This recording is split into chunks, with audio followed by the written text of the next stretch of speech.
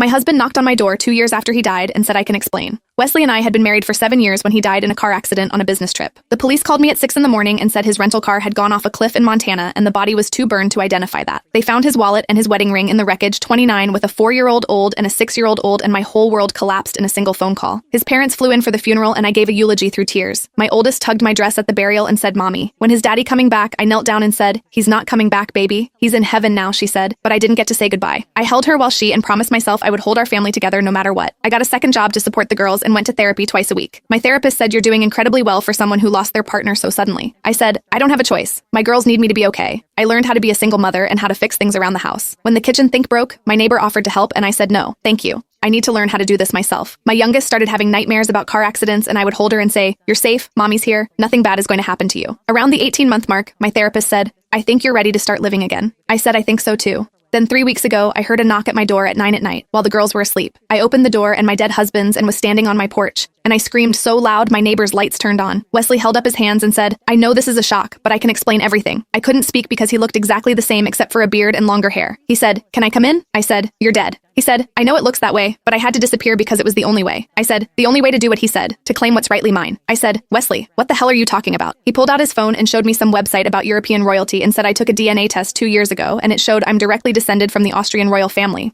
I'm a Habsburg, and I have a legitimate claim to restore titles and land. I stared at him and he kept going. He said I couldn't pursue it as a regular American with a family, so I had to shed my old identity. I staged the accident and went to Europe to prove my lineage. I said, "You let me think you were dead for 2 years because of a DNA test." He said, "It's not just a DNA test, it's my birthright, and I was meant for greatness, and I couldn't let a family hold me back from claiming my throne." I said, "Your throne, Austria, doesn't even have a monarchy anymore." He waved his hand and said, "That's a technicality because there's a movement to restore it, and when they do, I'll be in position." I started laughing and he frowned and said, "Why are you laughing?" I said, "Because you destroyed our entire family for a..." He said, "It's not a fantasy because I have the documents and the proof."